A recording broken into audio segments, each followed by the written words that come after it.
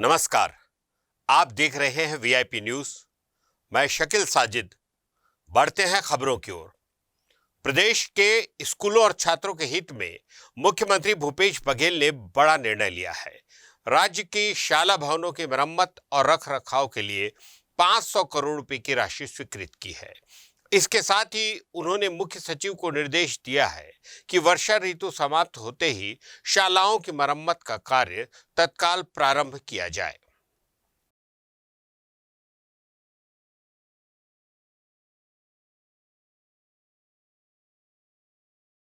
पूर्व नेता प्रतिपक्ष धर्मलाल कौशिक ने महंगाई पर कांग्रेस के प्रदर्शन पर तंज कसा है। उन्होंने कहा कि कांग्रेस को दिल्ली में प्रदर्शन करने का कोई अधिकार नहीं है। छत्तीसगढ़ की जनता को महंगाई से राहत तो मिल नहीं रही है, उल्टे यहाँ के कांग्रेसी महंगाई पर आंदोलन कर रहे हैं। केंद्र सरकार ने जो राहत हिंदुस्तान की जनता को दी है, वही राहत छत्तीसगढ़ सरकार जनता को क्यों नहीं देना चाहती। जो समाज के विध्वंसकारी तत्व हैं, जो समाज को तोड़ने में लगे हुए हैं, समाज को लगातार नुकसान पहुंचा रहे हैं, ऐसे लोगों के लिए बुलडोजर का उपयोग किया जाता है। लेकिन छत्तीसगढ़ में जब कंटेनर की बात आती है तो युवा मोर्चा के कार्यकर्ता प्रदर्शन करते हैं। किस बात को लेकर के? जो वादा सरकार ने कि 10 लाख लोगों को रोजगार देंगे, नौकरी देंगे, नहीं तो उनको महंगाई भत्ता, उनको हम भत्ता देंगे 2500 रुपये, और उसके बाद में सरकार पलटी मारने लगे हैं, उसके लोग पलटी मारने लगे हैं। अभी भी उनके घोषणा पत्र में है वो। और इसके लिए यदि कंटेनर लगाए तो ये सरकार की कोई बहादुरी नहीं है, बल्कि मैं ये कह सकता हूँ कि अपने वादे को निभाने में ये सरकार असफल रही है। वादा खिलाफी की याद दिला रहे हैं, उससे बचने के लिए कंटेनर का उपयोग कर रहे हैं। महंगाई के खिलाफ 4 सितंबर को कांग्रेस पार्टी का दिल्ली में बड़ा प्रदर्शन होने जा रहा है। छत्तीसगढ़ के तमाम मंत्री और विधायक दिल्ली जाएंगे। सांसद राहुल गांधी के नेतृत्व में केंद्र सरकार के खिलाफ रामलीला मैदान में कांग्रेस पार्टी हल्ला बोलने जा रही है। कांग्रेस पार्टी की राष्ट्रीय प्रवक्ता डॉक्टर रागिनी नायक से खास बातचीत की हमारे सहयोगी खुमन साहू ने। महंगाई को लेकर 4 सितंबर को दिल्ली में कांग्रेस पार्टी एक बड़ा प्रदर्शन करने जा रही है। हमारे साथ बातचीत करने के लिए राष्ट्रीय प्रवक्ता हैं रागिनी नायक जी, उनसे ही बातचीत करेंगे। 4 सितंबर को आप लोग एक बड़ा प्रदर्शन करने जा रहे हैं, किस तरीके का संदेश देने का प्रयास? देखिए, देश में जो महंगाई लगातार बढ़ रही है, बेरोजगारी दिन दूनी रात चौगुनी तरक्की कर रही है, जनता त्राहिमाम कर रही है, और कहीं ना कहीं जनता नौकरी न होने के कारण पेट पे लात भी पड़ रही है, मुंह से निवाला भी छिन रहा है, और रोज़मर्रा की चीज़ों पर जीएसटी लगाया जा रहा है। खाने पीने से लेकर अस्पताल के बिस्तर तक पे टैक्स सरकार वसूली कर रही है, और टैक्स की वसूली से जो 27.5 लाख करोड़ रुपया कमाया है, उसकी राहत जनता को नहीं मिल रही है। इन तमाम मुद्दों के खिलाफ 4 सितंबर रविवार को दिल्ली में रामलीला मैदान में महंगाई के खिलाफ, महंगाई की पोल खोलते हुए और बेरोजगारी के खिलाफ हल्ला बोल रैली हम कर रहे हैं, जिसमें संबोधन राहुल गांधी जी करेंगे, कांग्रेस के तमाम वरिष्ठ नेता करेंगे, और जनता की दुखती रग पर हाथ रखने का काम, आंसू पोंछने का काम और मरहम लगाने का काम होगा। आप लोग लगातार प्रदर्शन कर रहे हैं, जन जागरण अभियान भी चला रहे हैं, लोग कितना जुड़ पा रहे हैं आप लोगों से?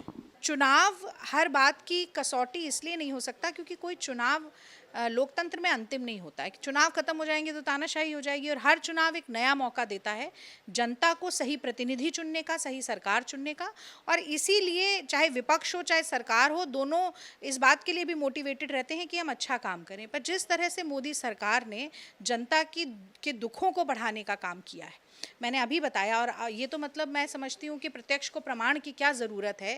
पेट्रोल डीजल का दाम 100 से पार हो चुका है, नौजवानों में बेरोजगारी की दर बढ़ रही है, 20 से 24% आयु वर्ग के नौजवानों में 42% बेरोजगारी है, महंगाई पिछले 35 सालों में सबसे ज़्यादा है, रुपया 75 सालों में सबसे नीचे पहुँच गया। ये सब चीज़ें हैं जो कि जिसके प्रमाण हमारी आंखों के सामने हैं। और मुझे ये कहते हुए बिल्कुल गुरेज नहीं है कि आज मोदी सरकार प्रचंड बहुमत के दंभ में कहीं ना कहीं निरंकुश होती जा रही है, और उस पर अंकुश लगाने का काम एक जिम्मेदार विपक्ष के नाते भारतीय राष्ट्रीय कांग्रेस करेगी। मेरा आखिरी सवाल है, लोग कांग्रेस छोड़ के जा रहे हैं, कैसे देख रहे हैं, कितना फर्क पड़ेगा? देखिए, मैं समझती हूँ कि जो व्यक्ति निष्ठा के साथ जनमुखी राजनीति के लिए संघर्षरत है, वो चाहे कार्यकर्ता हो या नेता हो, वो कांग्रेस में है। जितने लोग छोड़ के जा रहे हैं उससे कहीं ज़्यादा संख्या और तादाद में आज भी देश के हर कोने में कांग्रेस और देश का परचम लहराते हुए लोग खड़े हैं। मोदी सरकार और आरएसएस संघ की जो विभाजनकारी राजनीति है, जो हमारे देश की कौमी एकता को और गंगा जमनी तहजीब को ध्वस्त करने वाली जो राजनीति है, और जो जनता के ऊपर लगातार महंगाई और बेरोजगारी का बोझ लादने वाली राजनीति है, उसके खिलाफ संघर्ष कर रहे हैं। और अपनी व्यक्तिगत महत्वाकांक्षा के लिए अगर पार्टी छोड़ के कोई कल जाना चाहता है तो आज जाए, क्योंकि ये जैसा कि राहुल जी कहते हैं कि ये लंबा संघर्ष है, और जो निडर व्यक्ति है वो हमारे साथ खड़ा रहेगा। जो कायर है, जो तमाम दबाव में आ जाता है, कोई बेईमान है, किसी पर ईडी सीबीआई का शिकंजा हो जाता है, किसी को लगता है कि मैं 30 साल 36 साल राज्यसभा में रहने के बाद भी अगर एक बार पार्टी राज्यसभा ना दे तो मैं पार्टी छोड़ जाऊं, कई बार मुख्यमंत्री रहने के बाद, तो अब इस वक्त तो पार्टी के पास बहुत कुछ देने के लिए नहीं है। और मैं कहती हूं कि ये इस वक्त पार्टी को वापस देने का समय है, अपनी पार्टी की सेवा करने का समय है, जनता की सेवा करने का समय है। उसके लिए प्रतिबद्ध लोग ही कांग्रेस में रहेंगे, बाकी इधर उधर जाएंगे। पहली बार नहीं है कि आया राम गया राम हो रहा है। तो आपने सुना रागिनी नायक को, जिनका साफ तौर पर कहना है कि 4 सितंबर को जिस तरीके से दिल्ली में महंगाई को लेकर प्रदर्शन है, उस पर काफ़ी लोग जुटने वाले हैं। कैमरा पर्सन टीकू साहू के साथ खोमन साहू, वीआईपी न्यूज़, रायपुर।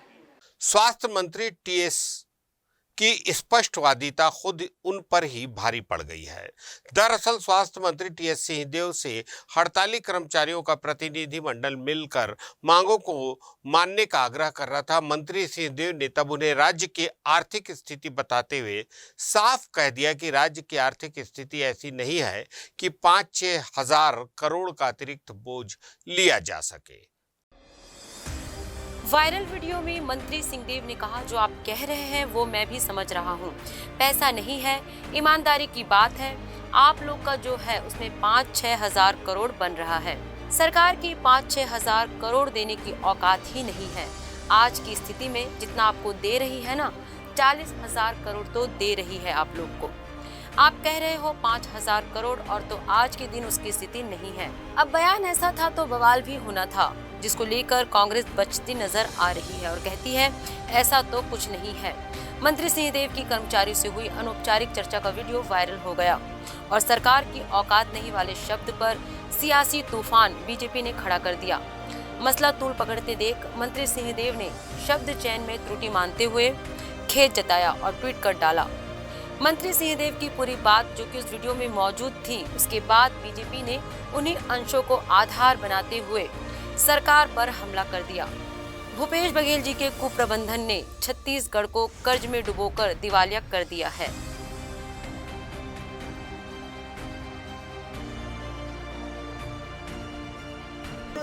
देखिए, हमारे जो बजट होते हैं, बजट में सभी चीज़ों का ध्यान दिया जाता है और कहीं पैसे की कमी नहीं है। जहाँ जरूरत है वहाँ उपलब्ध कराया जाता है।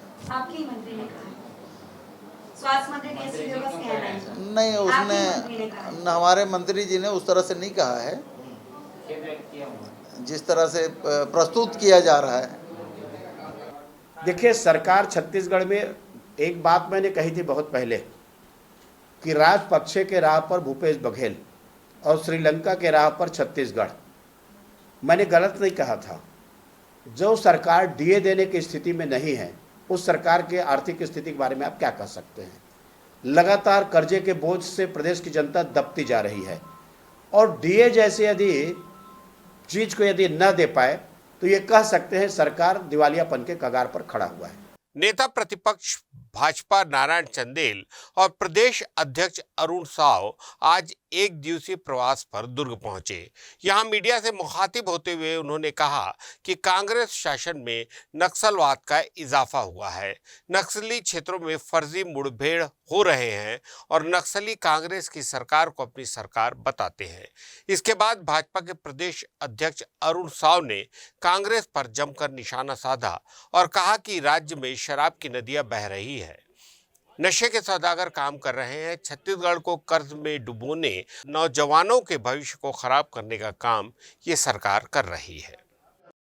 आज तो नक्सली खुलेआम कह रहे हैं कि छत्तीसगढ़ में वर्तमान जो सरकार है, कांग्रेस की सरकार है, वो हमारी सरकार है। उनकी इतनी हिमाकत है कि वो सरकार को हमारी सरकार कह रहे हैं। तो इस बात से आप अंदाजा लगा सकते हैं कि नक्सलवाद में इजाफा हुआ है, बढ़ोतरी हुई है, और जितने मुठभेड़ हो रहे हैं वो फर्जी मुठभेड़ हो रहे हैं। छत्तीसगढ़ में जिस प्रकार से शराब की नदियां बह रही है, नशे के सौदागर जिस प्रकार से काम कर रहे हैं, और इसीलिए मैंने कहा कि हर मोर्चे पर यह सरकार विफल रही है। हर वर्ग को ठगने का, धोखा देने का काम इस सरकार ने किया है। किसानों को ठगा, नौजवानों को ठगा, महिलाओं को ठगा, बुजुर्गों को ठगा, युवाओं को ठगा।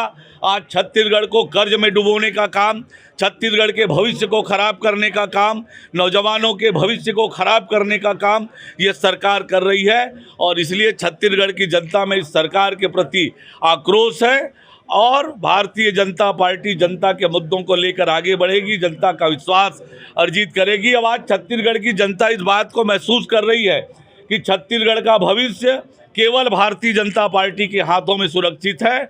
हम जनता की आकांक्षाओं और इच्छाओं के अनुरूप सड़क से लेकर सदन तक लड़ाई लड़ेंगे, 2023 में कमल खिलाएंगे और छत्तीसगढ़ के विकास का जो सिलसिला प्रारंभ हुआ था उसे आगे बढ़ाएंगे।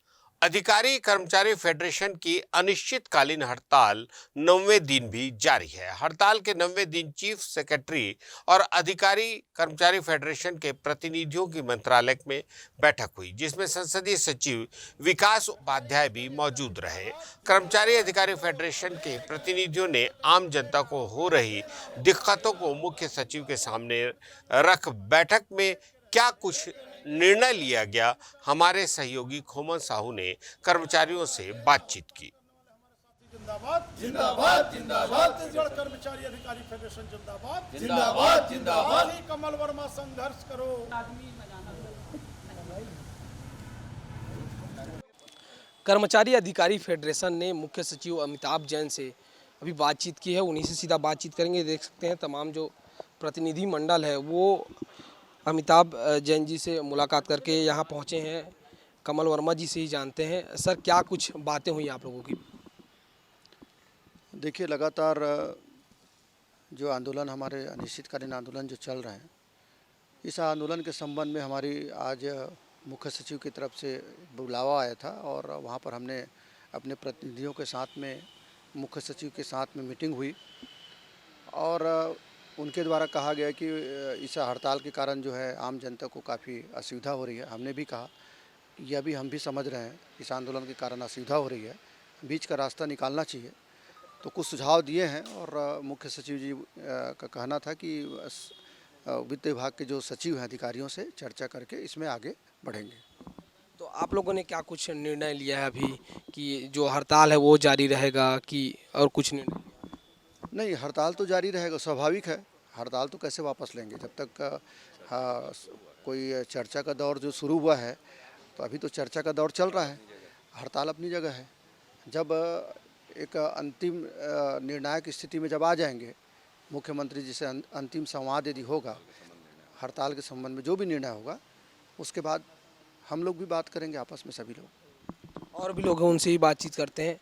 विजय झा जी, आप बताइए, जिस तरीके से पब्लिक काफ़ी परेशानियों से जूझ रही है, सरकार को जल्दी फैसला लेना चाहिए कि नहीं?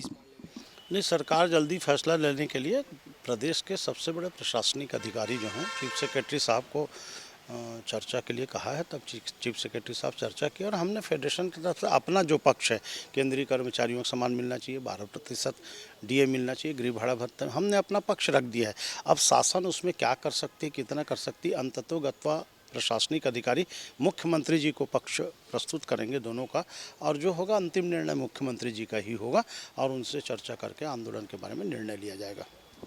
तो आपने सुना जिस तरीके से कर्मचारी फेडरेशन के तमाम प्रतिनिधि मंडल है वो मुख्य सचिव से मुलाकात करके तमाम अपनी बातों को सामने रखे हैं। अब आने वाले दिनों में मुख्यमंत्री भूपेश बघेल क्या कुछ निर्णय लेते हैं, ये देखने वाली बात होगी। कैमरा पर्सन टीकू साहू के साथ खोमन साहू, वीआईपी न्यूज़, रायपुर। महासमुंद जिले के पिथौरा में सरपंच संघ ने अपनी 13 सूत्रीय मांग को लेकर जनपद परिसर में धरने पर बैठ गए हैं। सरपंचों के मानदेय बढ़ाकर 20,000 करने, पेंशन राशि देने और सरपंचों के अविश्वास प्रस्ताव प्रक्रिया में परिवर्तन लाने समेत कई मांग लेकर हड़ताल पर बैठे हैं। संघ ने उग्र आंदोलन की चेतावनी भी दी है। हमारी मांगे पूरी करो। अभी तो लड़ाई है, आगे और लड़ाई है। अभी तो लड़ाई तो होता है, ये सब वो खुद जनप्रतिनिधि होने के नाते जानते भी हैं।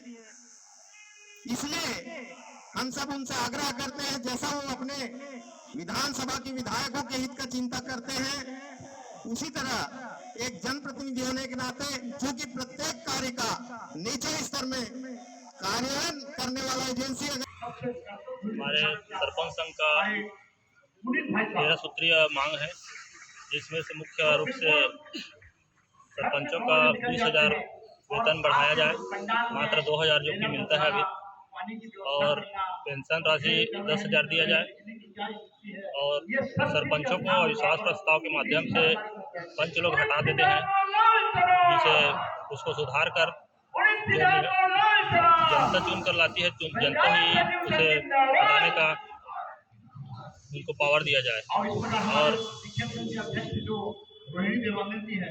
मैं ग्राम पंचायत किशनपुर की सरपंच यहाँ बारी। आज हम सरपंच संघ धरना प्रदर्शन में बैठे हैं। हमारी मांगे, हमारा जो मानदेय है 2,000 रुपये मात्र दिया जाता है, जो हमारे लिए 2 रुपये के बराबर है, जिसका वृद्धि 20,000 किया जाए, पेंशन के रूप में 10,000 रुपये दिया जाए। जहां हम लोग राज्य सरकार द्वारा आयोजित नरवा घरवा गाड़ी योजना कार्य पूर्ण हो गया है, यहाँ हमारा भुगतान राशि अभी तक नहीं मिला है, मटेरियल पैसा तक नहीं मिला है। आज हम सरपंच संघ मटेरियल के लिए परेशान है, राशि हमें भुगतान नहीं मिल रहा है, दर में भटकना पड़ रहा है। आज हमारी मांगे पूरी करें, राज्य सरकार से हमें अनुरोध है कि हमारी मांगे पूरी करें, नहीं तो हम लोग काम बंद कलम बंद आज से हम धरना प्रदर्शन करेंगे और अनिश्चितकालीन तक रहेगा। हमारी मांगे को पूरा करें।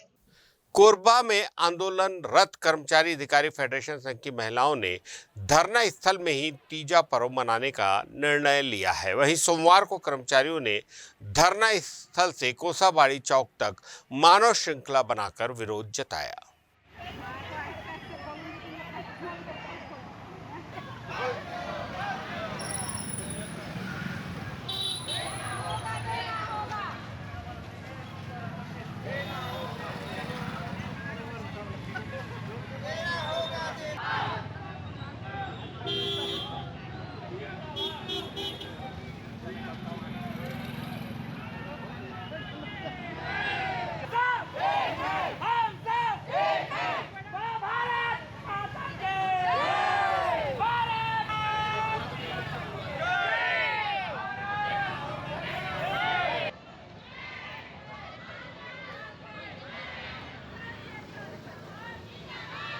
% महंगाई भत्ता जो हमारी सरकार हमें नहीं दे रही है, ये भारत में सभी राज्यों में 34% महंगाई भत्ता मिल रहा है, लेकिन सिर्फ छत्तीसगढ़ राज्य में ही नहीं मिल रहा है। तो आज उसी के विरोध में हम सब, उसकी मांग के लिए हम सब यहाँ उपस्थित हुए हैं। हम सब मजबूर हैं, हम तीजा कुछ नहीं मना रहे हैं। सब हम यहाँ बैठ के, ना हमारे घर में रोटी बन पा रही है, ना हमारी बहू बेटियों का हम स्वागत कर पा रहे हैं। हम अपने कर्मचारी अधिकारी फेडरेशन के अंतर्गत हम सब यहाँ अपनी मांग को लेने के लिए आए हैं। हमारी एक मांग है कि मायके जाएंगे ना ससुराल जाएंगे, तीजा पंडाल में मनाएंगे, ये हमारी। राजधानी रायपुर के खम्हारडीह थाना इलाके के रेलवे ट्रैक पर आज सुबह अज्ञात युवक की लाश मिलने से सनसनी फैल गई। मृतक की उम्र तकरीबन 30 वर्ष बताई गई है। पुलिस घटनास्थल पहुंची और शव का पंचनामा कर पोस्टमार्टम के लिए भेज दिया। खम्हारडीह थाना क्षेत्र के रेलवे ट्रैक में एक शव मिला है, जो लाल शर्ट पहना हुआ है। अभी शिनाख्ती उसके नहीं हो पाई है, शिनाख्ती के पूरे प्रयास चल रहे हैं। पीएम के लिए शव भेजा गया है। क्या लग रहा है सर प्रारंभिक जांच में कि हत्या या कुछ और? ये ट्रैक के बीचों बीच मिला है और एक्सीडेंटल दिख रहा है, बट पूरी स्थिति स्पष्ट पीएम के बाद हो पाएगी। राजधानी रायपुर से लगे सात पाखर डैम में पिकनिक मनाने पहुंचे बच्चों को एडवेंचर करना भारी पड़ गया। रविवार को खारून नदी के किनारे मस्ती करने गए 6 नाबालिग में से एक की लाश महादेव घाट पर मिली है। वहीं एक अब भी लापता बताया जा रहा है। जानकारी के अनुसार पिकनिक के लिए आए सभी दोस्त सतपाखर डैम गए थे। डैम पर पहुंचने के बाद ये सभी यहां नहाने उतरे और देखते ही देखते गहराई की ओर चले गए। इस घटना में 2 के डूबने की बात सामने आई है। करीब 12 घंटे बाद एक का शव आज सुबह एसडीआरएफ की टीम को मिला है, जबकि दूसरे युवक की तलाश में पुलिस और एसडीआरएफ की टीम जुटी हुई है। रायपुर शहर एएसपी सुखनंदन राठौर ने उक्त घटना की जानकारी दी। सेजबहार थाना क्षेत्र में खानून नदी में डूबे 2 छात्रों में से एक का शव आज बरामद हुआ है। डीडी नगर थाना महादेव घाट के पास। एक की तलाश अभी जारी है। एसडीआरएफ की टीम लगी हुई है। सर कितने लोग गए हुए थे, क्या कुछ निकल के सामने आ रहा है? ये कल की घटना है। अपने मित्रों के साथ ये 5-7 लोग गए हुए थे, जिसमें 2 छात्र अचानक से बहने लगे और चिल्लाने लगे। इसी बीच दोनों बह करके लापता हो गए थे, जिसको रात में भी खोजा गया बट नहीं मिल पाया था। आज सुबह एक छात्र का शव बरामद हुआ है। बलरामपुर जिले में राजपुर पुलिस ने एक आरोपी को चोरी की बाइक बेचने से पहले ही धर दबोचा। मामला राजपुर थाना इलाके के धंधापुर गांव का है, जहां पुलिस ने गांव के ही एक व्यक्ति को संदेह के आधार पर पकड़ा और बाइक के संबंध में पूछताछ की, जिस पर वह कोई जवाब नहीं दे पाया, जिसके बाद उसे गिरफ्तार कर न्यायिक रिमांड पर भेज दिया गया है। अपन गश्त पे निकले थे कि रास्ते में अपने जानकारी मिली कि एक लड़का है जो एक बाइक को बेचने की फिराक में है। उसके पास में अपन घेराबंदी करके पकड़े। उसको जब बाइक का दस्तावेज मांगे तो उसके पास में कोई दस्तावेज नहीं था। उसको अपन कड़ाई से पूछताछ किए तो बताया कि ये बाइक चोरी की है करके, और हम इसको बेचने की फिराक में थे। उसके पहले भी इसके साथी एक अंदर जा चुका है, उसको भी हम 3 बाइक के साथ बरामद किए थे। और जब इस मामले में पतासाजी किए तो पता चला कि अंबिकापुर का एक कोई मालाकार लड़का है जो इन चोरी की गाड़ियों को इनके पास लाता है और इन लोग खरीद बिक्री करके रकम आपस में बांटते हैं। और अपन मालाकार का भी पता कर रहे हैं और जल्द ही उसको भी पकड़ा जाएगा। कांकेर जिला के कोयलीबेड़ा ब्लॉक के ग्राम पीवी 81 और पीवी 82 के ग्रामीणों ने शासन और प्रशासन के खिलाफ मोर्चा खोल दिया है। गांव से बांदे तक की कच्ची सड़क को पक्की करने की मांग लेकर ग्रामीण सड़क पर ही बैठ गए हैं, जिससे पखांजूर बांदे स्टेट हाईवे पर जाम हो गया है। ग्रामीणों के साथ छोटे स्कूली बच्चे भी धरने पर बैठे और अपनी समस्या बताई। पखांजूर प्रशासन ने नाराज ग्रामीणों को मनाने का प्रयास किया, जिस पर ग्रामीणों ने सड़क बनाने के लिए 1 माह का वक्त दिया है।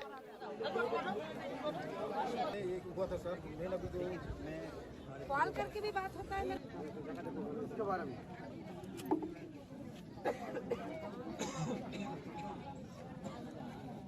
हम लोगों का चक्का जाम का कारण यही है कि हम लोगों का जो रोड है 81 मोड़ से 82 पुल तक हम लोगों का बहुत ये होते हैं। बच्चे लोग स्कूल आने जाने में, फिर गाड़ी लेके फिर गड्ढा है, बहुत कीचड़ है, बहुत दिक्कत होती है। इसलिए हम लोग यहाँ सब चक्का जाम किए। तो सड़क की मांग आप कब से कर रहे हैं? बहुत दिन से कर रहे हैं, 15-20 साल से कर रहे हैं। सब कोई ये नहीं कर सब आगे अगर इन लोग आपकी मांग पूरी नहीं तो क्या करेंगे? हम लोग फिर धरना प्रदर्शन करेंगे। आगे जाके फिर भूख हड़ताल भी कर सकते हैं। फिर हम लोग करेंगे नीचे।